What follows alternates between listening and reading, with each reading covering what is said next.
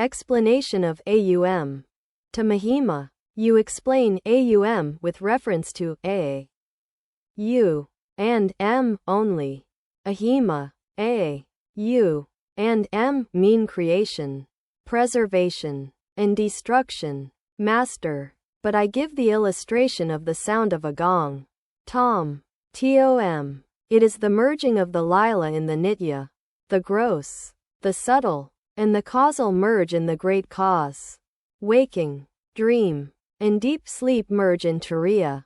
The striking of the gong is like the falling of a heavy weight into a big ocean. Waves begin to rise. The relative rises from the absolute. The causal, subtle, and gross bodies appear out of the great cause. From turiya emerge the states of deep sleep, dream, and waking. These waves arising from the great ocean merge again in the great ocean. From the absolute to the relative, and from the relative to the absolute. Therefore I give the illustration of the gong's sound. Tom. I have clearly perceived all these things. It has been revealed to me that there exists an ocean of consciousness without limit. From it come all things of the relative plane, and in it they merge again. Millions of Brahmandas rise in that Chidakasa and merge in it again. All this has been revealed to me. I don't know much about what your books say. Malma. Those to whom such things were revealed did not write the scriptures. They were wrapped in their own experiences. When would they write? One needs a somewhat calculating mind to write.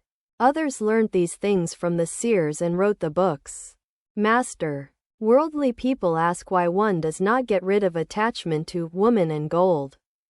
That attachment disappears after the realization of God. If a man once tastes the bliss of Brahman, then his mind no longer runs after the enjoyment of sense pleasures or wealth or name and fame. If the moth once sees the light, it no longer goes into the darkness. Some friends said to Ravana, "You have been assuming different forms for Sita. Why don't you go to her in the form of Rama?" Ravana replied, "When I contemplate Rama, even the position of Brahma appears insignificant to me. Not to speak of the company of another man's wife. How could I take the form of Rama for such a purpose?" All worship and spiritual discipline are directed to one end alone, namely, to get rid of worldly attachment. The more you meditate on God, the less you will be attached to the trifling things of the world. The more you love the lotus feet of God, the less you will crave the things of the world or pay heed to creature comforts. You will look on another man's wife as your mother and regard your own wife as your companion in spiritual life. You will get rid of your bestial desires and acquire godly qualities. You will be totally unattached to the world. Though you may still have to live in the world, you will live as a Jivamanukta. The disciples of Sri Chaitanya lived as householders in a spirit of detachment.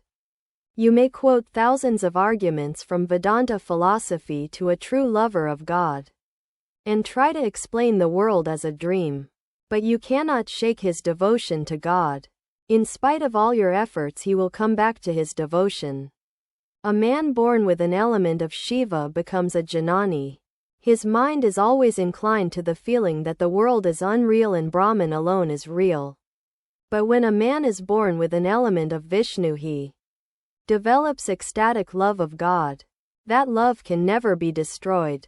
It may wane a little now and then, when he indulges in philosophical reasoning, but it ultimately returns to him increased 1,000-fold. After the devotees had left the master, Mahamacharan brought Hazra to the room. M. was present. Mahima said to Sri Ramakrishna, "Sir, I have a complaint against you. Why have you asked Hazra to go home? He has no desire to return to his family." Quote,